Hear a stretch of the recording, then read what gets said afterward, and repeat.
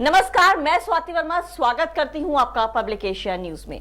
वक्त हो चला है पब्लिक एशिया प्राइम टाइम का, तो चलिए रूबरू कराते हैं आपको देश के विभिन्न राज्यों की अहम खबरों से। नमस्कार, मैं रेणु कुमारी, आप देख रहे हैं पब्लिक एशिया न्यूज चैनल। इसी के साथ अब वक्त हो गया है दिल्ली की बड़ी खबरों का। पहली खबर की ओर चलते बता दें, गर्मी बढ़ने के साथ ही दिल्ली में जल संकट भी गहरा गया है। दिल्ली के कई इलाकों में पानी की आपूर्ति ठप हो गई है। इसे देखते हुए सरकार ने फैसला किया है कि जिन इलाकों में दिन में 2 बार पानी आता है, वहां अब 1 बार पानी आएगा। बचे पानी को उन इलाकों में दिया जाएगा जहां पानी नहीं आ रहा है। साथ में सरकार ने अपील की है कि दिल्ली वासी अपनी कारों को खुली पाइपों से न धोएं और टंकियों से पानी ओवरफ्लो होने से बचाएं। पानी के दुरुपयोग पर जुर्माना भी लगाया जा सकता है। उधर दिल्ली सरकार के मंत्री आतिशी का आरोप है कि हरियाणा सरकार ने 1 मई से यमुना में पानी की सप्लाई कम कर दी है। इसके लिए सरकार अदालत का दरवाजा भी खटखटा सकती है। और अगली खबर की ओर चलते बता दें, अदालत ने मंगलवार को दिल्ली सरकार की मंत्री आतिशी को प्रदेश भाजपा के मीडिया प्रमुख प्रवीण शंकर कपूर की ओर से दायर मानहानि मामले पर समन जारी कर तलब किया है। हालांकि अदालत ने मुख्यमंत्री अरविंद केजरीवाल को राहत प्रदान करते हुए कहा कि उनके खिलाफ कोई मामला नहीं बनता है। कपूर ने आरोप लगाया कि आप नेताओं ने गलत दावा किया कि भाजपा ने विधायकों पार्टियों में शामिल होने के लिए संपर्क किया था। साथ ही हर विधायक को करोड़ रुपए की ऑफर भी किया था। और अगली खबर की ओर चलते बता दें, विवेक विहार स्थित बेबी केयर न्यूबॉर्न अस्पताल में 6 नवजातों की मौत जलने से नहीं बल्कि दम घुटने से हुई थी। आग बचाने के बिस्तर तक नहीं पहुंची थी। हालांकि तपिश से त्वचा झुलस गई थी। पुलिस अधिकारियों को ये जानकारी पोस्टमार्टम करने वाले डॉक्टर ने दी है। वहीं अस्पताल में 3 BMS आयुर्वेदिक डॉक्टर रखे हुए थे। पुलिस अस्पताल में ड्यूटी कर रहे 2 डॉक्टरों से भी पूछताछ करेगी। और अगली खबर की ओर चलते बता दें, शालीमार बाग इलाके में पानी से भरे ड्रम में गिरने से 6 साल की दिव्यांग बच्ची की मौत हो गई है। बच्ची की पहचान ज्योति के रूप में हुई है। घटना की सूचना मिलने के बाद मौके पर पहुंची पुलिस ने जांच पड़ताल करने के बाद शव को पोस्टमार्टम के लिए भेज दिया। पुलिस अधिकारी ने बताया कि मौके पर किसी तरह की गड़बड़ी के साक्ष्य नहीं मिले हैं। फिलहाल पुलिस सभी पहलू से मामले की छानबीन कर रही है। पुलिस ने बच्ची के शव का पोस्टमार्टम कराकर परिजनों को सौंप दिया है। और आखिरी खबर की ओर चलते बता दें, हथनीकुंड बैराज प्राकृतिक पानी का बड़ा स्रोत है, जहां से 5 राज्यों को पीने और सिंचाई के लिए पानी का बंटवारा होता है। इसके लिए 5 राज्यों के बीच 1994 में MOU हुआ था, जो अब 2025 में फिर से होना है। इसमें अब उत्तराखंड को भी शामिल किया जाएगा। 12 मई 1994 में हुआ समझौता हिमाचल प्रदेश, हरियाणा, उत्तर प्रदेश, दिल्ली और राजस्थान के बीच था। इनमें से 5 राज्यों के लिए हर साल के लिए पानी की अलग अलग मात्रा निर्धारित है। इस पानी का इस्तेमाल दिल्ली पानी के लिए और सिंचाई बाकी राज्य केवल सिंचाई में करते हैं। ऐसे ही तमाम जानकारी के लिए देखते रहें पब्लिक एशिया न्यूज चैनल। नमस्कार, मैं हूं जैनिश मिसी और आपका स्वागत है पब्लिक एशिया न्यूज में। अब वक्त है मध्य प्रदेश की बड़ी खबरों से आपको रूबरू कराने का। पहली खबर की ओर बढ़ते हुए आपको बता दें, मध्य प्रदेश में हुई नर्सिंग घोटाले के बाद अब एक बार फिर से 160 नर्सिंग कॉलेजों की जांच CBI ही करेगी। खास बात यह है कि इस बार जिले में मजिस्ट्रेट की मौजूदगी में जांच होगी। साथ ही जांच के दौरान वीडियोग्राफी भी कराई जाएगी। इधर जिन अनसूटेबल 66 कॉलेजों की मान्यता रद्द की गई है, उनके छात्रों के लिए राहत भरी बात यह है कि वो विद्यार्थी परीक्षा दे सकेंगे। हालांकि ये सुविधा सिर्फ एक बार ही लागू होगी। इस फैसले के बाद विद्यार्थियों ने राहत की सांस ली है। अगली खबर की ओर बढ़ते हुए आपको बता दें, छिंदवाड़ा जिले में विभत्स सामूहिक हत्याकांड का एक मामला सामने आया है। बता दें कि जिले की अंतिम सीमा में बसे आदिवासी बाहुल्य क्षेत्र के थाना बाहुल झिर अंतर्गत ग्राम बोदल कछार में एक आदिवासी परिवार में 8 लोगों की सामूहिक हत्या कर दी गई। आपको बता दें कि परिवार के बेटे ने ही सभी को कुल्हाड़ी से काटकर उनको जान से खत्म कर डाला। इसके बाद खुद ही फांसी लगाकर जान दे दी। बेटे द्वारा किए गए इस खौफनाक हत्याकांड की वजह अभी तक सामने नहीं आ सकी है। सूत्रों से मिली जानकारी के मुताबिक आदिवासी परिवार के एक युवक ने कुल्हाड़ी से अपने माता पिता, पत्नी, बच्चे और भाई समेत परिवार के 8 लोगों को मौत के घाट उतार दिया। हत्या के बाद उसने खुद को भी फांसी लगा ली। अगली खबर की ओर बढ़ते हुए आपको बता दें, केंद्रीय नागरिक विमानन मंत्री ज्योतिरादित्य सिंधिया ने मध्य प्रदेश के जबलपुर और आसपास के जिलों के विमान यात्रियों को खुशखबरी दी है। उन्होंने बताया कि 1 जुलाई से इंडिगो जबलपुर से मुंबई के बीच सीधी फ्लाइट शुरू करने जा रहा है। वहीं प्रदेश के लोक निर्माण मंत्री राकेश सिंह से दिल्ली में मुलाकात के दौरान स्पाइस जेट के प्रबंधन ने भी जबलपुर से दिल्ली मुंबई के लिए 3 महीने में नियमित उड़ानें शुरू करने का आश्वासन दिया है। सिंधिया ने एक्स पर ट्वीट कर कहा कि ऐतिहासिक नगरी जबलपुर को देश की आर्थिक राजधानी मुंबई से विमानन द्वारा पुनः जोड़ने के लिए इंडिगो का धन्यवाद और आभार। 1 जुलाई से प्रारंभ होने वाली इस उड़ान से जबलपुर में पर्यटन और व्यापार को नया आयाम मिलेगा। जबलपुर को देश के सभी बड़े शहरों से जोड़ना हमारी प्राथमिकता है और इस दिशा में प्रयास निरंतर जारी है। अगली खबर की ओर बढ़ते हुए आपको बता दें, राजगढ़ जिले का एक वीडियो सोशल मीडिया पर वायरल हो रहा है। अधमरी हालत में एक बंदर जमीन पर गिर गया था। स्थानीय ग्रामीण युवाओं और बच्चों ने उसे पानी पिलाया और जान बचाई। जानकारी के मुताबिक वायरल वीडियो राजगढ़ जिले की पचौर तहसील के अंतर्गत छायन गांव का है। सोमवार दोपहर में एक बंदर भीषण गर्मी और लू की चपेट में आ गया। इससे उसकी तबीयत बिगड़ी और वहां नीचे गिर गया। ऐसे में आसपास मौजूद ग्रामीण युवाओं और बच्चों ने उसे उठाकर पानी पिलाया। युवाओं और बच्चों ने वीडियो हाल ही में सोशल मीडिया पर पोस्ट किया था, जो अब वायरल हो रहा है। सभी लोग उनकी तारीफ कर रहे हैं। बता दें कि इन दिनों राजगढ़ जिले का तापमान 45 से 47 डिग्री के आंकड़े को छू रहा है। ये नॉर्मल से बहुत ज्यादा है। ऐसे में जानवरों पर भी भीषण गर्मी का असर दिख रहा है। अगली खबर की ओर बढ़ते हुए आपको बता दें, बिल्किसगंज में एक युवक की हथौड़े से हमला कर हत्या कर दी गई। बिल्किसगंज थाने के एसआई लवकुश पांडे ने बताया कि घटना मंगलवार बुधवार की दरमियानी रात 12:30 बजे से लेकर 2 बजे के बीच की है। मृतक की सूचना उसके साथ काम करने वाले 21 साल के गोविंद राठौर निवासी ग्राम लीला खाड़ी ने रात 4:30 बजे दी। सूचना मिलने पर पुलिस तुरंत मौके पर पहुंची, जहां मृत युवक खटिया पर लेटा हुआ था। उसका चेहरा लहूलुहान पड़ा था। ऐसे ही तमाम खबरों के लिए देखते रहें पब्लिक एशिया न्यूज। धन्यवाद। नमस्कार, मैं हूं जैनिश मसीह और आपका स्वागत है पब्लिक एशिया न्यूज में। अब वक्त है उत्तराखंड की बड़ी खबरों से आपको रूबरू कराने का। पहली खबर की ओर बढ़ते आपको बता दें, भीषण गर्मी के बीच देहरादून शहर में लगने वाले जाम ने आमजन के पसीने छुड़ा दिए हैं। कोई दिन ऐसा नहीं गुजर रहा जब लोगों को जाम का सामना नहीं करना पड़ रहा। स्कूलों में छुट्टियां होने और अन्य राज्यों में पड़ रही भीषण गर्मी के कारण लोग उत्तराखंड का रुख कर रहे हैं। ऐसे में शहर में यातायात व्यवस्था पूरी तरह से चरमा गई है। वहीं अगली खबर की ओर बढ़ते आपको बता दें, मुख्यमंत्री धामी ने सोमवार को सचिवालय में कैंची धाम और पूर्णागिरी में व्यवस्था और मानस खंड मंदिर माला मिशन की समीक्षा की। इस दौरान मुख्यमंत्री पुष्कर सिंह धामी ने कहा कि कुमाऊं मंडल में कैंची धाम और पूर्णागिरी में भी श्रद्धालुओं की संख्या तेजी से बढ़ रही है। उन्होंने अधिकारियों को निर्देश दिए कि कैंची धाम में मूलभूत सुविधाओं के साथ ही पार्किंग व्यवस्था सुनिश्चित की जाए। अगली खबर की ओर बढ़ते आपको बता दें, 4 धाम यात्रा पंजीकरण की जांच में सख्ती के बाद 19 से 20 हजार श्रद्धालु ही प्रतिदिन धाम पहुंच रहे हैं। 4 धाम यात्रा में पंजीकरण व्यवस्था सख्ती से लागू किए जाने के बाद तीर्थ यात्रियों की संख्या नियंत्रित हुई है।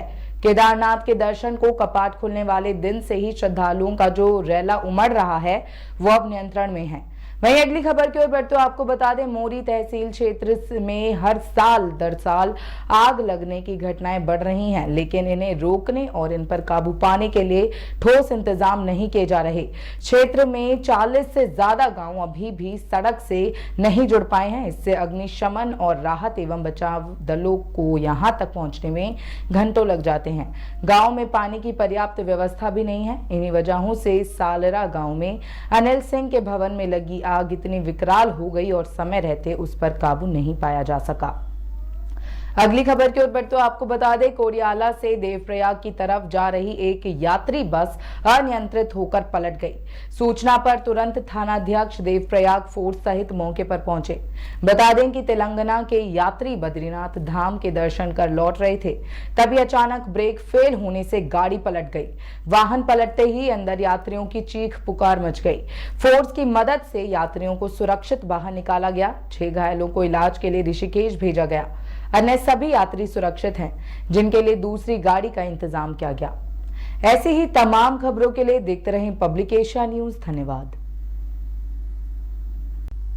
नमस्कार, मैं हूं रेणु कुमारी। आप देख रहे हैं पब्लिक एशिया न्यूज चैनल। इसी के साथ अब वक्त हो गया है बिहार की बड़ी खबरों का। पहली खबर की ओर चलते बता दें, भागलपुर में चौंकाने वाला मामला सामने आया है। एक महिला को दिल्ली में नौकरानी चाहिए थी, इसलिए उसने अपने पति की दूसरी शादी करवा दी। उसने अपने पति को दिल्ली से भागलपुर भेजा, इसके बाद दूसरी लड़की से शादी करवा दी। दूसरी पत्नी जब दिल्ली गई तो वह घर में महिला को देख चौंक गई। उसने पूछा तो पति ने कहा, ये मेरी पहली पत्नी है। ये सुनकर वह हैरान रह गई। उसने विरोध किया तो पति और सौतन प्रताड़ित करने लगे। सौतन ने कहा कि दिल्ली में नौकरानी नहीं मिल रही थी, इसलिए तुमसे शादी करवा दी। अच्छे से काम काज करो, रहना है तो रहो, नहीं तो चले जाओ। विरोध करने पर दोनों मिलकर उसे पीटने लगे। तंग आकर वह दिल्ली से भागलपुर लौट आई और पुलिस से न्याय की गुहार लगाई है। और अगली खबर की ओर चलते बता दें, गया में पटरी पर चल आ रही ट्रेन के सामने एक युवती गंभीर रूप से घायल हो गई है। घटना की सूचना के बाद रेल पुलिस मौके पर पहुंचकर घायल युवती को अपने कब्जे में लेकर इलाज के लिए अस्पताल भेज दिया है, जहां डॉक्टरों द्वारा इलाज किया जा रहा है। लेकिन युवती की हालत नाजुक है। लोगों का माने तो युवती आत्महत्या करने के लिए ट्रेन के सामने आई थी। और अगली खबर की ओर चलते बता दें, पटना लॉ कॉलेज में 10 से 15 लड़कों ने घेर कर हर्ष राज की पीट कर हत्या कर दी। मंगलवार की सुबह जब कुछ छात्रों ने हर्ष के पक्ष में सड़क पर उतरकर विरोध जताते हुए बवाल मचाया, तब पुलिस ने हर्ष हत्याकांड मामले में अपनी उपलब्धि बताते हुए एक शख्स की गिरफ्तारी की घोषणा की। पुलिस ने गिरफ्तार किए गए शख्स का नाम जरूर बताया, लेकिन साथ में 2 उपनाम भी जोड़े, कुख्यात और लाइनन, लेकिन चेहरे की पहचान को छुपा लिया। पुलिस ने गिरफ्तार किए गए शख्स को बिहटा के अमला गांव निवासी जितेंद्र कुमार के पुत्र चंद्र कुमार के रूप में सामने लाया है, लेकिन चेहरे की पहचान अब तक छुपाई बैठी है। और अगली खबर की ओर चलते बता दें, बिहार के पूर्व डिप्टी सीएम तेजस्वी यादव ने पीएम मोदी पर जमकर हमला बोला। वे तेज प्रताप के साथ चुनावी सभा में पहुंचे थे, जहां उन्होंने कहा कि जब पिता नहीं डरे तो बेटा कैसे डर जाएगा। उन्होंने कहा कि नौजवानों को 18 साल में ज्वाइनिंग और 22 साल में रिटायरमेंट दे देंगे। 22 साल में रिटायरमेंट देने के बाद नौजवान क्या करेंगे। तेजस्वी ने पीएम मोदी को निशाने पर लेते हुए कहा कि उनका भाषण अब कोई नहीं सुनना चाहता। वे जब भी बिहार आते हैं खाली मम्मम का उपयोग करते हैं। उनका एजेंडा है माँ से मछली व माँ से मटन में से मंगलसूत्र, माँ से मंदिर, माँ से मस्जिद, लेकिन माँ से महंगाई भूल जाते हैं। और आखिरी खबर की ओर चलते बता दें, गर्मी और उमस ने एक ही स्कूल के 2 दर्जन बच्चे को बेहोश कर दिया है। आनन फानन में उन्हें अस्पताल में भर्ती करवाया गया है। एक साथ 2 दर्जन बच्चों के बेहोश होने की इस घटना के बाद ग्रामीण आक्रोशित होकर मनकोल के पास शेखपुरा पकड़ी सड़क को जाम कर दिया है। उन्होंने के पाठक के खिलाफ मोर्चा खोल दिया है। सड़क पर जाम लगाकर नारेबाजी शुरू कर दी है। ऐसी ही तमाम जानकारी के लिए देखते रहें पब्लिक एशिया न्यूज चैनल। नमस्कार, मैं स्वाति वर्मा स्वागत करती हूं आपका पब्लिक एशिया के स्पेशल बुलेटिन में। शुरुआत करते हैं पहली खबर से, जहां दिल्ली में मजदूरों को दोपहर 12 से 3 बजे तक मिलेगी अब काम से छुट्टी। नहीं कटेगा उनका कोई भी वेतन। भीषण गर्मी के बीच एलजी ने दिया है ये आदेश। दिल्ली के उपराज्यपाल वीके सक्सेना ने भयंकर गर्मी को देखते हुए लेबर एवं श्रमिकों के लिए दोपहर 12 से 3 बजे सवेतन छुट्टी रखने के आदेश दिए हैं। हीट एक्शन प्लान के लिए दिल्ली के मुख्यमंत्री केजरीवाल या उनके मंत्रियों द्वारा अभी तक कोई कदम ना उठाए जाने के लिए एलजी ने उनकी आलोचना की। दिल्ली से अगली बड़ी खबर है, जहां केजरीवाल को 2 जून को ही करना होगा सरेंडर। सुप्रीम कोर्ट से खारिज हुई जमानत बढ़ाने की याचिका। दिल्ली आबकारी नीति घोटाले में मनी लॉन्ड्रिंग के आरोपी सीएम अरविंद केजरीवाल को आज सुप्रीम कोर्ट से झटका लगा है। सीएम केजरीवाल की स्वास्थ्य जांच के लिए अंतरिम जमानत को 7 दिन बढ़ाने की मांग वाली याचिका को कोर्ट ने स्वीकार करने से खारिज कर दिया है। इसका मतलब यह है कि अरविंद केजरीवाल को अब 2 जून को सरेंडर करना होगा। हमारी अगली खबर है उत्तर प्रदेश से, जहां बीजेपी में शामिल हो सकती है धनंजय सिंह की पत्नी श्रीकला। अमित शाह से मुलाकात के बाद अटकलें हुई हैं तेज। वाराणसी लोकसभा सीट से चुनाव लड़ रहे प्रधानमंत्री नरेंद्र मोदी के चुनाव प्रचार में जिला पंचायत अध्यक्ष श्रीकला सिंह भी पहुंची हैं। इस दौरान मंगलवार को सुबह भाजपा कार्यालय में गृह मंत्री अमित शाह से उनकी मुलाकात हुई। उनके मुलाकात की फोटो इंटरनेट मीडिया में प्रसारित हो रही हैं। इस संबंध में श्रीकला सिंह के पति पूर्व सांसद धनंजय ने बताया कि पत्नी श्रीकला की गृह मंत्री से सुबह मुलाकात हुई। अगली खबर की ओर रुख करते हुए हम आपको बता दें कि आजम खां की बढ़ेंगी अब मुश्किलें। डूंगरपुर प्रकरण में दोष सिद्ध हो गया है। लंच के बाद कोर्ट सुनाएगी उनकी सजा पर फैसला। सीतापुर के जेल में बंद आजम खां पर एक और केस में दोष सिद्ध हुआ है। समाजवादी पार्टी के राष्ट्रीय महासचिव आजम खां के विरुद्ध अब तक 8 मुकदमों में फैसला आ चुका है। इनमें 5 में सजा हुई है जबकि 3 में बरी हुए हैं। आजम के विरुद्ध 2019 में ताबड़तोड़ लगभग 84 मुकदमे दर्ज हुए थे जबकि 20 मुकदमे पहले से दर्ज थे। वर्तमान में ज्यादातर न्यायालय में विचाराधीन है। हमारी अगली खबर है हरियाणा से, जहां पर नौकरी का लालच देकर लोगों को विदेश भेज रहा था बॉबी कटारिया। एनआईए करेगी विदेशी सिंडिकेट और पैसे के लेन देन की जांच। बॉबी कटारिया भी इसी सिंडिकेट का हिस्सा था। वह यहाँ के युवाओं को रोजगार का लालच देकर दूसरे देश भेज रहा था। इसके एवज में वह युवाओं से भी लाखों रुपए लेता था। सिंडिकेट द्वारा भी इसे मोटी राशि मिलने की संभावना है। एनआईए उन लोगों के परिवार से भी बातचीत करेगी जिन्हें बॉबी कटारिया ने रोजगार के लिए दूसरे देश भेजा है। रुक करते हैं हरियाणा की अगली खबर की ओर, जहां खुले में शौच मुक्त रैंकिंग 2023 में अव्वल रहे हरियाणा के लगभग 83 शहर।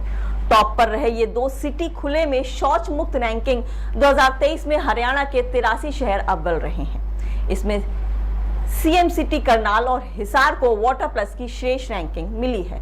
साथ ही रोहतक और गोहाना ओडीएफ डबल प्लस के लिए सम्मानित होंगे। 2023 के स्वच्छता रैंकिंग के नतीजों में आवेदन करने की श्रेणी से फरीदाबाद एक और सोनीपत 2 पायदान नीचे आया है। स्पेशल बुलेटिन की अगली खबर है उत्तराखंड से। आपको बता दें कि उत्तराखंड में पिछले साल के मुकाबले तिगुना जल चुका है जंगल। आग लगाने के आरोप में लगभग 436 मामले दर्ज हैं। मंगलवार को जारी हुए पिछले 24 घंटे के आंकड़े वन विभाग के लिए राहत भरे साबित हुए हैं। आग की 4 घटनाओं में 4 हेक्टेयर जंगल ही प्रभावित हुआ है, लेकिन पिछले साल के मुकाबले इस बार अब तक 3 गुना जंगल जल चुका है। 1 नवंबर 2022 से 28 मई 2023 के बीच 484 आग की घटनाओं में लगभग 576 हेक्टेयर जंगल जला था। रुक करें अगली खबर की ओर, जहां देहरादून में पहली बार पॉक्सो कोर्ट ने सुनाई है आजीवन कारावास की सजा। 6 साल की बच्ची के साथ की थी गंदी हरकत। विशेष न्यायाधीश पॉक्सो अपर जिला जज अर्चना सागर की अदालत ने 6 साल की बच्ची के साथ दुष्कर्म करने के आरोपित को दोषी करार देते हुए आजीवन कारावास की सजा सुनाई है। इसके अलावा दोषी पर 20,000 रुपए जुर्माना भी लगाया है। आपको बता दें कि देहरादून में ये पहला मामला है।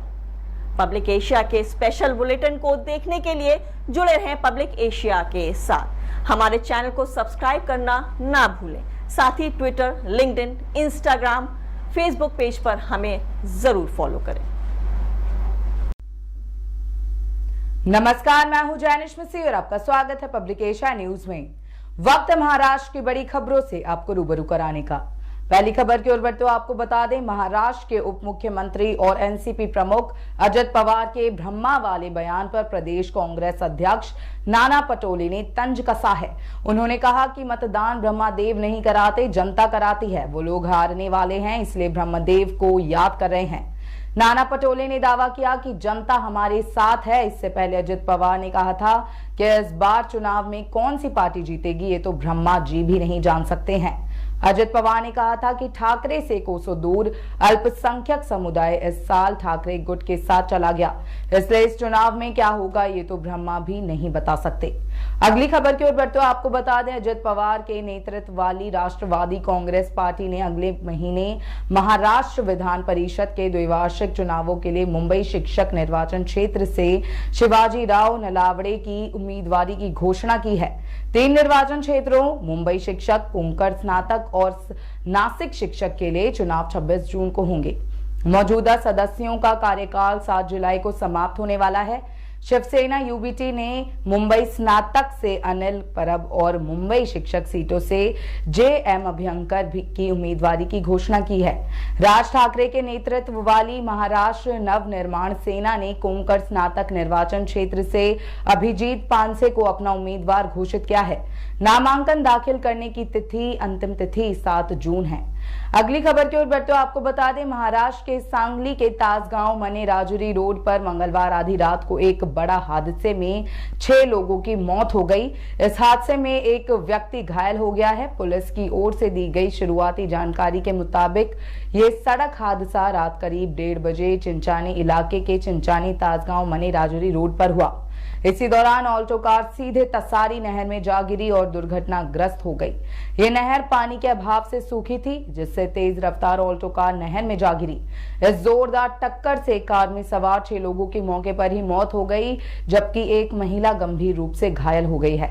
अगली खबर की ओर बढ़ते हुए आपको बता दें, सोमवार यानी 27 मई को मुंबई पुलिस के कंट्रोल रूम में एक शख्स की कॉल आई थी। इस दौरान कॉलर ने पुलिस से मुंबई के ताज होटल और छत्रपति शिवाजी एयरपोर्ट में बम रखे होने की बात कही थी। इस मामले में उत्तर प्रदेश की हाथरस पुलिस ने एक आरोपी को गिरफ्तार कर लिया है। यूपी पुलिस के मुताबिक मुंबई पुलिस शख्स से पूछताछ करेगी। मुंबई पुलिस के कंट्रोल रूम में सोमवार की दोपहर के समय एक धमकी भरा कॉल आया था, जिसमें कॉलर ने ताज होटल और मुंबई एयरपोर्ट में बम रखे होने की बात कही थी। जैसे ही पुलिस की टीम ने कॉलर से उसके बारे में पूछा तो उसने तुरंत कॉल कट कर दिया। इतना ही नहीं, उसने अपना नंबर स्विच ऑफ भी कर दिया। अगली खबर की ओर बढ़ते हुए आपको बता दें, महाराष्ट्र के पालघर यार्ड में एक मालगाड़ी के 6 डिब्बे पटरी से उतर गए, जिसकी वजह से गुजरात से मुंबई आने वाली ट्रेनों के साथ साथ यहां स्थानीय रेल नेटवर्क का यातायात बाधित हो गया। इस घटना की जानकारी पश्चिमी रेलवे ने मंगलवार को दी। पश्चिम रेलवे के मुंबई डिवीजन के मंडल रेल प्रबंधक ने कहा कि 28 मई को कभी डाउन ट्रेनें रद्द कर दी गई थी। ऐसे ही तमाम खबरों के लिए देखते रहें पब्लिक एशिया न्यूज। धन्यवाद। नमस्कार, मैं हूं जैनिश मिसी और आपका स्वागत है पब्लिक एशिया न्यूज में। अब वक्त है उत्तर प्रदेश की बड़ी खबरों से आपको रूबरू कराने का। पहली खबर की ओर बढ़ते हुए आपको बता दें, यूपी के गोंडा में कैसरगंज से बीजेपी प्रत्याशी करण भूषण सिंह के काफिले में शामिल होने जा रही फॉर्च्यूनर कार ने बाइक सवार 2 भाइयों और एक महिला को टक्कर मार दी। हादसा कर्नलगंज हजूरपुर मार्ग स्थित छतईपुरवा गांव के पास हुआ। कार की टक्कर से रेहान, शहजाद और सीता देवी घायल हो गए। तीनों को सामुदायिक स्वास्थ्य केंद्र ले जाया गया। डॉक्टर ने रेहान और शहजाद को मृत घोषित कर दिया। सीता देवी को गोंडा मेडिकल कॉलेज रेफर किया गया है। मौत से आक्रोशित ग्रामीणों ने हजूरपुर गांव मार्ग जाम कर प्रदर्शन किया। फॉर्च्यूनर पर पुलिस एस्कॉर्ट लिखा था। वाहन नंदिनी एजुकेशन इंस्टीट्यूट के नाम से दर्ज है। अगली खबर की ओर बढ़ते हुए आपको बता दें, समाजवादी पार्टी के राष्ट्रीय महासचिव आजम खान को डूंगरपुर प्रकरण में बुधवार को एमपी एमएलए स्पेशल कोर्ट ने दोषी ठहराया है। आजम खान और बरकत अली ठेकेदार को न्यायालय ने बुधवार को सजा नहीं सुनवाई, बल्कि फैसला सुरक्षित कर लिया है। अब गुरुवार को सजा पर फैसला सुनाया जाएगा। न्यायालय ने आजम खान को धारा 452, 392, 504, 506 और 120 बी में दोष सिद्ध किया है, जबकि धारा 307 में दोष मुक्त किया है। इसके अतिरिक्त बरकत अली ठेकेदार को धारा 452, 392, 504 और 506 में दोष सिद्ध किया है, जबकि धारा 447, 307 और 411 में दोष मुक्त किया है। आजम खान सीतापुर जेल में है। जेल से ही वीडियो कॉन्फ्रेंस से वो पेश हुए।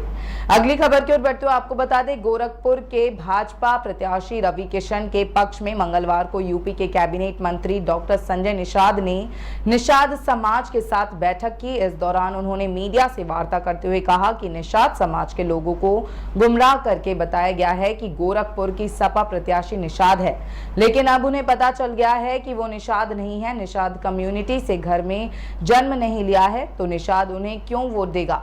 6 चरण के चुनाव हो चुके हैं, 7वें चरण के चुनाव होने हैं। यहाँ गठबंधन की सरकार बनने जा रही है। अगली खबर की ओर बढ़ते हुए आपको बता दें, दुकान का बीमा होने के बावजूद क्लेम निरस्त कर देना Cholamandalam ML general insurance company को भारी पड़ गया। पीड़ित ने राज्य उपभोक्ता आयोग में अपील की। सुनवाई के बाद आयोग के अध्यक्ष न्यायमूर्ति अशोक कुमार ने बीमा कंपनी को 35 लाख रुपए 9% सालाना ब्याज के साथ देने का आदेश दिया। साथ ही मानसिक कष्ट के रूप में 2 लाख और वाद व्यय के 25,000 रुपए भी अदा करने के आदेश दिए। ब्याज की पेमेंट ईयर 2018 से करनी होगी। ब्याज समेत हर्जाने की राशि करीब 55 लाख रुपए होगी। अगली खबर की ओर बढ़ते हुए आपको बता दें, आजमगढ़ के बड़धा थाना क्षेत्र के माटीगंज रोड पर प्राइवेट बस की चपेट में आकर बाइक सवार युवक गंभीर रूप से घायल हो गया। उसे आनन फानन में इलाज के लिए जिला अस्पताल ले जाया गया, जहां डॉक्टरों ने जांच के बाद उसे मृत घोषित कर दिया। घटना के समय मृतक अपनी चचेरी बहन को विद्यालय छोड़कर घर वापस लौट रहा था। बड़धा थाना के लिलाई गांव निवासी 18 साल के आदित्य बुधवार की सुबह अपनी चचेरी बहन को परीक्षा दिलाने के लिए बड़गहन स्थित एक महाविद्यालय पर छोड़ने गया था। ऐसे ही तमाम खबरों के लिए देखते रहें पब्लिक एशिया न्यूज। धन्यवाद। नमस्कार, मैं रेणु कुमारी, आप देख रहे हैं पब्लिक एशिया न्यूज चैनल। इसी के साथ अब वक्त हो गया है हरियाणा की बड़ी खबरों का। पहली खबर की ओर चलते बता दें, कैथल जिला परिषद के माध्यम से गांव में स्वच्छता अभियान के तहत सफाई के लिए आई करोड़ रुपए ग्रांट के घोटाले मामले में गिरफ्तार आरोपियों ने 151 पंचायतों ने 9 करोड़ 16 लाख रुपए का घोटाला किया है। ये खुलासा एंटी करप्शन ब्यूरो की टीम की ओर से की गई प्रारंभिक जांच में हुआ है। मामले में इन गाँवों में पंचायतों में से 208 कार्य करने थे, लेकिन आरोपितों ने इसके 30% तक का कार्य भी नहीं किया। और अगली खबर की ओर चलते बता दें, हिसार में नारनौद के गांव पिंडवाड़ के सोनिया दुहन ने एनसीपी पार्टी शरद पवार को छोड़ने के वायरल मैसेज को अफवाह बताया है। एनसीपी नेत्री सोनिया ने स्पष्ट कहा है कि वह एनसीपी शरद पवार में ही हैं। बता दें कि बुधवार को सुबह से ही सोनिया दुहन के एनसीपी शरद पवार पार्टी को छोड़कर कांग्रेस में जाने की मैसेज वायरल हो रहे थे। और अगली खबर की ओर चलते बता दें, रेलवे खाटू श्याम जी जाने के लिए श्रद्धालुओं व यात्रियों की सुविधा के लिए Rewari rings Rewari summer special rail सेवा का संचालन करेगा। ये रेल सेवा 1 जून से शुरू हो जाएगी और 30 जून तक श्रद्धालुओं को सेवा मिलेगी। रेवाड़ी रिंगस रेवाड़ी मार्ग पर यह ट्रेन 12 ट्रिप करेगी। और अगली खबर की ओर चलते बता दें, सोनीपत की 3 कॉलोनियों ने 24 घंटे से बिजली नहीं आने से लोगों का गुस्सा फूट पड़ा और गुस्साए लोगों ने कबीरपुर से बिजली निगम के एसई कार्यालय पर पहुंचकर प्रदर्शन किया। वहीं खरकोदा के गांव भदाना से भी पहुंचे ग्रामीणों ने खेतों में 20 दिन से बिजली नहीं आने का आरोप लगाते हुए नारे लगाए। लोगों का कहना है कि शिकायतों के बावजूद भी समाधान नहीं हो रहा है। और आखिरी खबर की ओर चलते बता दें, चरखी दादरी स्थित एक होटल में पार्टी कर रहे 2 दोस्तों पर मंगलवार देर रात धारदार हथियार से लैस बदमाशों ने हमला कर दिया। हमले में एक युवक की मौत हो गई, जबकि दूसरा गंभीर रूप से घायल हो गया। उसे प्राथमिक उपचार के तुरंत बाद रोहतक पीजीआई रेफर किया गया है। वहीं मृतक युवक के परिजनों के बयान शहर थाना पुलिस ने हत्या का केस दर्ज कर जाँच शुरू कर दी है। ऐसे ही तमाम जानकारी के लिए देखते रहें पब्लिक एशिया न्यूज चैनल। नमस्कार, मैं हूं जैनिश मिसी और आपका स्वागत है पब्लिक एशिया न्यूज में। अब वक्त है देश की बड़ी खबरों से आपको रूबरू कराने का। पहली खबर की ओर बढ़ते हुए आपको बता दें, हरिद्वार में ललतारो पुल खोखा पटरी एसओ के प्रतिनिधियों के शिव पार्क में बैठक का आयोजन कर प्रशासन द्वारा अतिक्रमण हटाओ अभियान के दौरान रेडी पटरी के स्ट्रीट वेंडर्स को उनके कारोबारी स्थान से हटाए जाने के विरोध में बैठक का आयोजन किया। बैठक के माध्यम से मुख्यमंत्री पुष्कर सिंह धामी, मुख्य सचिव राधा रतूड़ी से संयुक्त रूप से मांग की उत्तराखंड नगरीय फेरी नीति नियमावली के नियम अनुसार नगर निगम प्रशासन द्वारा रेडी पटरी के लघु व्यापारियों को वेंडिंग जोन के रूप में व्यवस्थित या स्थापित किए जाने की कार्यवाही को क्रियान्वित किए जाने की मांग को दोहराया। ललतारो पुल खोखा पटरी एसओ की बैठक में लघु व्यापार एसओ के प्रांतीय अध्यक्ष संजय चोपड़ा ने खोखा पटरी हाथ ठेली संगठन के न्याय संगत मांगों का समर्थन करते हुए नगर निगम प्रशासन से फेरी समिति की बैठक बुलाए जाने का प्रस्ताव किया। आइए दिखाते हैं आपको हमारे संवाददाता सनी वर्मा की रिपोर्ट। अतिक्रमण अभियान चलना चाहिए, सड़कें चौड़ी होनी चाहिए, लेकिन अतिक्रमण अभियान के दायरे में वो लोग आने चाहिए जिन्होंने नगर निगम की संपत्ति को कब्जा रखा है, जिन्होंने पीडब्ल्यूडी की संपत्ति को कब्जा कर बड़े बड़े निर्माण कर दिए हैं, जिन्होंने सिंचाई विभाग की भूमि पर आलीशान मकान खड़े करके किराए पर चढ़ा रखे हैं, वो अतिक्रमण हटना चाहिए। ये रेडी पटरी वाला अतिक्रमण की श्रेणी में नहीं आता। देश के यशस्वी प्रधानमंत्री जी इनको स्वनिधि योजना देते हैं, और ये कहा गया, भारत सरकार ने तमाम स्ट्रीट वेंडर को परिभाषित किया है। ये कहा गया कि बार बार कहा जाता है ये अतिक्रमणकारी है, ये अतिक्रमणकारी नहीं है, ये स्वरोजगारी है। ये अपना स्वरोजगार करता है, अपने बच्चों को मेहनत से सड़क पर स्ट्रीट वेंडिंग करके तब जाकर जो है अपने परिवार का पालन पोषण करता है। तो ये तमाम स्ट्रीट वेंडर जो हैं ये अतिक्रमणकारी नहीं है, ये स्वरोजगारी है। इस बात का ध्यान रहना चाहिए। और राज्य में स्ट्रीट वेंडर एक्ट है, पत्र विक्रेता संरक्षण अधिनियम, राष्ट्रीय फेरी नीति नियमावली, उत्तराखंड नगरीय फेरी नीति नियमावली 2016, जिसके तहत मैं टीवीसी सदस्य हूँ, टाउन वेंडिंग कमेटी बनी हुई है। यदि अतिक्रमण अभियान चलता है, जो न्याय कहता है, जो नियमावली कहती है, जो कानून कहता है कि पहले टाउन वेंडिंग कमेटी की बैठक होनी चाहिए। टाउन वेंडिंग कमेटी की बैठक होनी चाहिए, उसमें चिन्हित होना चाहिए कहाँ अतिक्रमण है, कहाँ पर नहीं है, कहाँ वेंडर को हटाया जाएगा, कहाँ लगाया जाएगा। और एक समस्या का समाधान खुद ही दे रहा हूँ मैं आपको, आपके माध्यम से दे रहा हूँ। अगली खबर की ओर बढ़ते हुए आपको बता दें, हरिद्वार लोकसभा सामान्य निर्वाचन की मतगणना को निष्पक्ष और पारदर्शिता से संपन्न कराने के लिए मतगणना कार्मिकों का प्रथम रैंडमाइजेशन मंगलवार को जिला निर्वाचन अधिकारी धीराज सिंह गर्ब्याल की अध्यक्षता में किया गया। मतगणना कार्मिकों का प्रथम रैंडमाइजेशन किया गया, जिसमें 125 मतगणना सुपरवाइजर, 138 मतगणना सहायक और 149 माइक्रो ऑब्जर्वर की तैनाती की गई। इसी तरह पोस्टल मतगणना के लिए 52 मतगणना सुपरवाइजर, 104 मतगणना सहायक और 52 माइक्रो ऑब्जर्वर की तैनाती की गई। मतगणना कार्मिकों के प्रथम रैंडमाइजेशन में कार्मिकों की तैनाती की गई और द्वितीय रैंडमाइजेशन में मतगणना कार्मिकों को विधानसभा आवंटन होना तथा तृतीय रैंडमाइजेशन में विधानसभावार मतगणना टेबल आवंटित होगी। जिला निर्वाचन अधिकारी ने बताया कि मतगणना विधानसभावार 92 ईवीएम टेबल रखी जाएगी और पोस्टल मतों की मतगणना 40 टेबलों में होगी। आइए दिखाते हैं आपको हमारे संवाददाता सनी वर्मा की रिपोर्ट।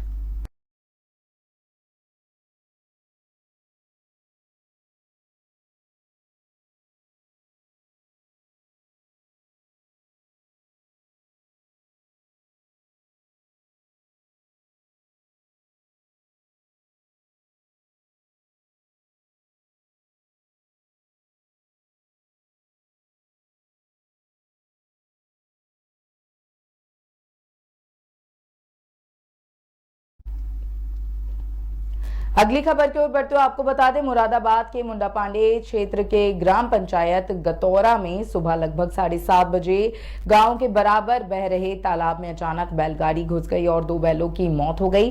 गतौरा गांव निवासी किसान बंटी पुत्र स्वर्गीय हर्षरूप सिंह ने बताया कि वो सुबह लगभग 7:30 बजे अपनी बैलगाड़ी से विकास के खेत से तरबूज लेने के लिए जा रहा था, तभी अचानक बैलगाड़ी में जुड़े बैल तालाब में पानी की तरफ मुड़ने लगे। उसने सोचा कि बैल पानी पिएंगे, बैल तालाब में पानी पीने लगे। अचानक किसी चीज को देखकर दोनों बैल डर गए और बैलगाड़ी को लेकर तालाब में काफी गहराई में पहुंच गए। उसने बैलगाड़ी में जुड़े बैलों को बाहर निकालने के लिए बैलगाड़ी की रस्सी काटने की कोशिश की, लेकिन रस्सी नहीं कट पाई और उसे भी तालाब में ज्यादा गहराई होने की वजह से गोते लगने लगे। तालाब सटीक सड़क किनारे खड़े लोग आनन फानन में तालाब में घुसे और उससे और बैलगाड़ी को बचाने में लग गए। आइए दिखाते हैं आपको हमारे संवाददाता शावेज खान की रिपोर्ट।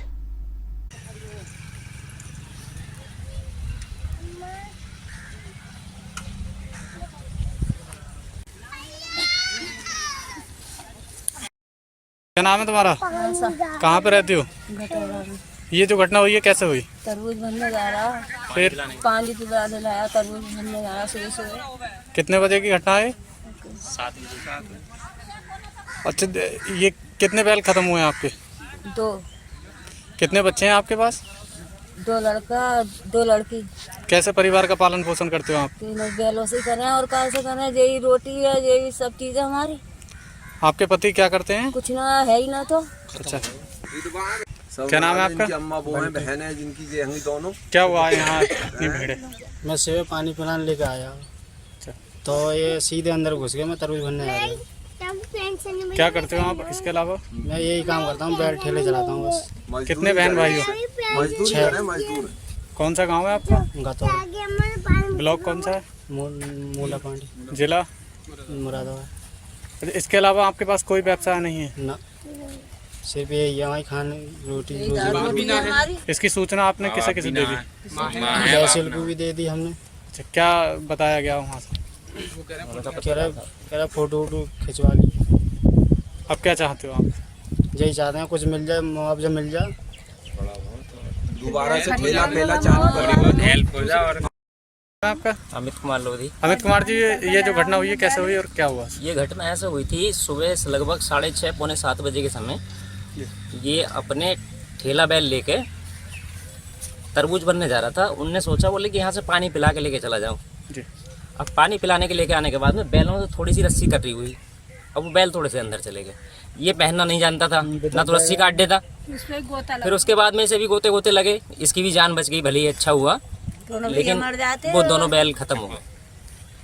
अच्छा, इनके पास क्या व्यवसाय है? कोई व्यवसाय नहीं है, गरीब परिवार है बिल्कुल। कितने लोग हैं इनके? इनके 6 परिवार हैं। अच्छा, पिता वगैरह इनके? कोई नहीं है।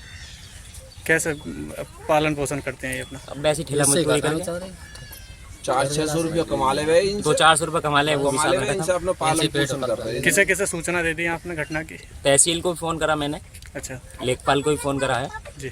एसडीएम साहब से भी अभी बात करूंगा मैं। क्या आश्वासन मिला है? अभी कोई आश्वासन नहीं मिला। वो ये कह रहे थे कैमरा में फ़ोटो खींच के रखिए।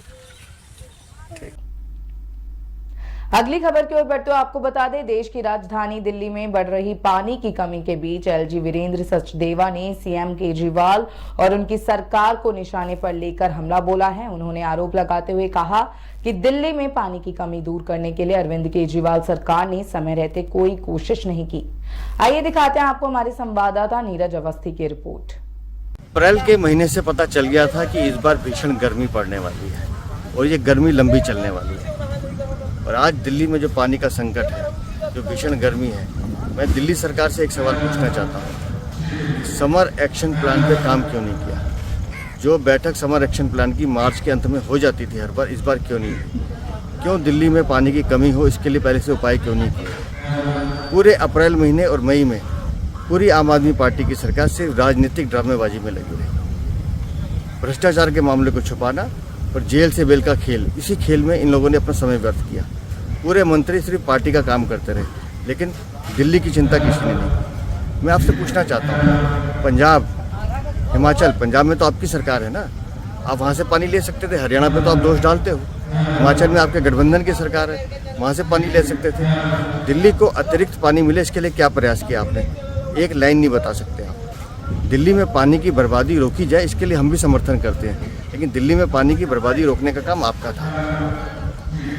जो टैंकर माफिया जिसको आप सर पे चढ़ा के नाच रहे हो, उस पर कंट्रोल करने का काम आपका था। आज पूरे दिल्ली में पानी के लिए हाहाकार मचा हुआ है। उसके लिए अगर जिम्मेदार हैं तो कोई आप हैं। और मैं आज भी कहता हूँ, दिल्ली को पानी देना, दिल्ली को बिजली देना, ये आपकी प्राथमिकता होनी चाहिए, लेकिन आपने सिर्फ कोरे वादे किए हैं। अगली खबर की ओर बढ़ते हुए आपको बता दें, भाजपा के राष्ट्रीय प्रवक्ता शहजाद पूनावाला ने पंजाब के मंत्री बलकार सिंह के अश्लील वीडियो के मुद्दे पर एक प्रेस कॉन्फ्रेंस को संबोधित किया। बीजेपी के राष्ट्रीय प्रवक्ता शहजाद पूनावाला ने मंगलवार को पंजाब के कैबिनेट मंत्री बलकार सिंह के कथित वीडियो पर चुप्पी को लेकर आप और दिल्ली के सीएम अरविंद केजरीवाल पर निशाना साधा। पूनावाला ने आरोप लगाया कि पार्टी हमेशा महिलाओं के उत्पीड़न में शामिल लोगों का समर्थन करती है और महिलाओं के साथ खड़ी नहीं होती।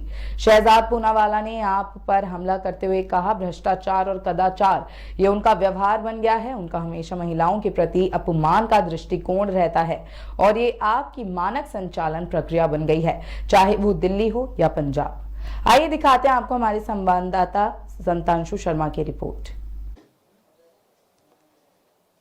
शहजाद पूनावाला जी हमारे राष्ट्रीय प्रवक्ता भारतीय जनता पार्टी, पहले भी इन्होंने प्रेस कॉन्फ्रेंस की थी इसी स्थान पर, क्योंकि रोज कोई ना कोई नया मुद्दा और नई घटना इंडी गठबंधन से आ जाती है, तो हमें भी प्रेस कॉन्फ्रेंस करनी पड़ती है। दोस्तों, एक भी क्वेश्चन जो इंडी गठबंधन तथ्यों के आधार पर पूछ रहा है वो कोई नहीं है। उनका एक ही नारा है, मोदी हटाओ। तो मोदी हटाओ, उसके बाद करना क्या है? आपका विजन क्या है देश के प्रति? मोदी हटाओ तो ठीक है, पर देश को देना क्या है जो आपने 65 साल में दिया? 12 करोड़ महिलाएं ओपन में सो जाती हैं, 10 करोड़ महिलाएं सुबह इकट्ठा करती हैं लकड़ी और रात को चूल्हा जलाती हैं। सड़कों का क्या हाल था, 7 किलोमीटर की एवरेज सड़क थी। पाकिस्तान के प्रधानमंत्री हमारे प्रधानमंत्री को बोलते थे देहाती औरत। क्या दिया, गरीबी हटाओ। गरीबी कैसे हटाओ? वो कह रहे हैं अब 1 सेकंड में गरीबी हटा देंगे, 2 मिनट में आलू से सोना बना देंगे। 32 करोड़ घरों को 1-1 लाख रुपए दे देंगे, जबकि टोटल रेवेन्यू हिंदुस्तान का 32 लाख करोड़ रुपए है। तो कहाँ से अर्थमेटिक और मैथमेटिक्स सीखा है इन्होंने, कौन सी यूनिवर्सिटी का पढ़े हैं? हिंदुस्तान चलाना कैसे है ये उनको मालूम नहीं है। ये जो 35 साल का युवा नेता, 60 साल रिटायरमेंट एज है गवर्नमेंट की, ये 35 साल का एक 55 साल का एक युवा नेता है हिंदुस्तान का। ये क्या दिखाना चाहते हैं? कोई इनके पास स्टैटिस्टिकल डाटा नहीं। कोई मोदी हटाओ, हमारे कैंडिडेट लोकल मनीष तिवारी जी इंडी गठबंधन के, अब पंजाब में क्या कर रहे हैं और चंडीगढ़ में क्या कह रहे हैं? पहले लुधियाना से, फिर अनंतपुर से, चंडीगढ़ से। क्या इनका बैग क्या है इनका पास? हमेशा डिलीवरी से बंदे की परसेप्शन बनती है, और परसेप्शन से पर्सनैलिटी बनती है, परसेप्शन और पर्सनैलिटी से ब्रांड बनता है। इनके पास कुछ भी है, सिर्फ बोलते जाएंगे जी। आज हमारे बीच में पूनावाला जी हैं, ये नए तथ्यों के साथ आपको कुछ बताएंगे भी हो क्या रहा है हिंदुस्तान में। धन्यवाद। ऐसी ही तमाम खबरों के लिए देखते रहें पब्लिक एशिया न्यूज। धन्यवाद। नमस्कार, मैं स्वाति वर्मा स्वागत करती हूं आपका पब्लिक एशिया के स्पोर्ट्स बुलेटिन में। T20 world cup 2024 group D में बड़े उलटफेर देखने को मिल सकते हैं। अमेरिका और वेस्ट इंडीज की मेजबानी में 2 जून से शुरू होने वाले T20 वर्ल्ड कप की तैयारियों में टीम जुट चुकी है। 20 टीमों को 4 ग्रुपों में बांटा गया है। इसमें ग्रुप डी में श्रीलंका, दक्षिण अफ्रीका, बांग्लादेश, नीदरलैंड और नेपाल को शामिल किया गया है। इस ग्रुप से श्रीलंका और दक्षिण अफ्रीका मजबूत टीम है जो अगले दौर में पहुंचने की मजबूत दावेदार हैं। खेल जगत की अगली खबर आ रही है हॉकी की। जी हां, अब आप भी बन सकते हैं हॉकी कोच। हॉकी इंडिया व राज्य संघ के द्वारा पूर्वी क्षेत्र के अंपायरों और तकनीकी अधिकारियों के लिए राज्य स्तरीय पाठ्यक्रम कोर्स का आयोजन जमशेदपुर में 15 से 17 जून तक होगा। 3 दिवसीय कार्यक्रम का आयोजन नवल टाटा हॉकी अकादमी जमशेदपुर में किया जाएगा। इसमें भाग लेने के इच्छुक प्रतिभागी 31 मई तक ऑनलाइन आवेदन कर सकते हैं। स्पोर्ट्स की खबर जुड़ी है फुटबॉल से। क्रिस्टियानो रोनाल्डो ने सऊदी प्रो लीग में सबसे ज्यादा गोल करने का रिकॉर्ड तोड़ा है। फिर ऐसा करके खूब बटोरी हैं सुर्खियां। क्रिस्टियानो रोनाल्डो ने सऊदी प्रो लीग सीजन में सबसे ज्यादा गोल करने का रिकॉर्ड तोड़ दिया है। अल नासर के अभियान के आखिरी मुकाबले में रोनाल्डो ने 2 गोल दागे, जिससे सीजन में उनके गोल की कुल संख्या 35 हुई है। पुर्तगाल के स्टार स्ट्राइकर ने मैच के बाद ट्वीट किया कि मैं रिकॉर्ड का पीछा नहीं करता, रिकॉर्ड्स मेरा पीछा करते हैं। खेल जगत की अगली खबर से रूबरू कराते हुए आपको बता दें कि गौतम गंभीर बनेंगे भारतीय टीम के नए हेड कोच। जी हां, बीसीसीआई से डील पक्की, अब मोहर लगने का है बस इंतजार। टीम इंडिया के पूर्व क्रिकेटर और कोलकाता नाइट राइडर्स के मेंटर गौतम गंभीर का भारतीय टीम का हेड कोच बनना लगभग तय हो गया है। आईपीएल की एक फ्रेंचाइजी के मालिक ने क्रिकबज़ से बातचीत करते हुए बताया है कि गंभीर का कोच बनना लगभग तय है और जल्द ही इसकी घोषणा भी कर दी जाएगी। स्पोर्ट्स की अगली खबर है, जहां आईसीसी ने जारी की है नई T20 रैंकिंग्स। आईसीसी ने नई T20 रैंकिंग जारी की है, जिसमें कई बदलाव देखने को मिले हैं। भारत की तरफ से अक्षर पटेल और जोस बटलर को आईसीसी मेंस T20 रैंकिंग में तगड़ा फायदा हुआ है। अक्षर पटेल को बॉलिंग रैंकिंग में 1 स्थान का फायदा हुआ और वह नंबर 3 पर पहुंच गए हैं। इंग्लैंड के आदिल राशिद 722 अंक के साथ टॉप पर हैं। अगली खबर की ओर रुख करते हुए आपको बता दें कि ऑस्ट्रेलिया ने 9 खिलाड़ियों के साथ खेला है T20 वर्ल्ड कप 2024 का अभ्यास मैच। स्पोर्ट्स स्टाफ का काम देख हर कोई कर रहा है तारीफ। ऑस्ट्रेलियाई टीम ने T20 वर्ल्ड कप 2024 में अपना पहला अभ्यास मैच धांसू अंदाज में जीता है। ये जीत ऑस्ट्रेलिया के लिए कई मायनों में खास रही है। पहली बात तो kangaroo team T20 world cup में हिस्सा लेने वाले 15 सदस्यों में से 9 खिलाड़ियों के साथ मैच खेल रहा है। फिर उसने 10 ओवर शेष रहते 7 विकेट से जीत दर्ज की है। ऑस्ट्रेलिया को मैच में सपोर्ट स्टाफ का भरपूर साथ मिला है। खेल जगत से जुड़ी खबरों के लिए जुड़े रहें पब्लिक एशिया के साथ। हर लेटेस्ट खबर के नोटिफिकेशंस के लिए हमारे चैनल को सब्सक्राइब करें। साथ ही Twitter, LinkedIn, Instagram, Facebook page पर हमें जरूर फॉलो करें। नमस्कार, मैं रेणु कुमारी, आप देख रहे हैं पब्लिक एशिया न्यूज चैनल। इसी के साथ अब वक्त हो गया है पंजाब की बड़ी खबरों का। पहली खबर की ओर चलते बता दें, पंजाब और चंडीगढ़ तप रहे हैं। पंजाब में पारा 50 डिग्री को छूने वाला है, वहीं चंडीगढ़ में तापमान 44 डिग्री के पार हो चुका है। भीषण गर्मी ने लोगों का बुरा हाल कर दिया है। हर किसी के मन में यही सवाल है कि इस बार इतनी गर्मी क्यों पड़ रही है, अब तक बारिश क्यों नहीं हुई और ऐसी गर्मी कब तक जारी रहेगी। इन तमाम सवालों के जवाब चंडीगढ़ मौसम विज्ञान केंद्र के निदेशक AK सिंह और वैज्ञानिक डॉक्टर शिंदे शिवरेंद्र ने दिए हैं।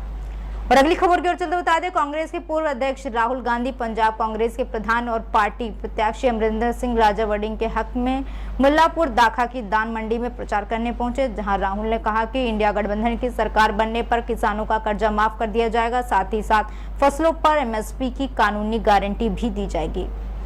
और अगली खबर की ओर चलते बता दें, लोकसभा चुनाव के 7वें चरण में पंजाब में चुनाव होने हैं। ऐसे में सभी राजनीतिक दल चुनाव प्रचार में जुटे हैं। इसी क्रम में दिल्ली के मुख्यमंत्री अरविंद केजरीवाल ने पंजाब की सभी 13 सीटें जीतने का दावा किया है। उन्होंने कहा है कि जनता मन बना चुकी है कि इस बार पंजाब में सभी सीटें आपको देनी है।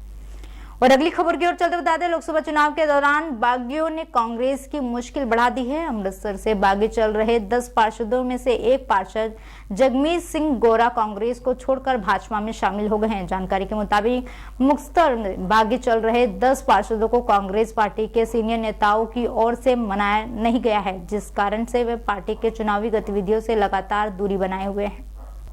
और आखिरी खबर की ओर चलते बता दें, आसमान से बरसती आग से पंजाब, हरियाणा समेत उत्तर भारत उबलने लगा है। पंजाब में सारे रिकॉर्ड तोड़ते हुए पारा 49 डिग्री को पार कर चुका है। मंगलवार को 49.3 डिग्री के साथ भटिंडा सबसे गर्म रहा है।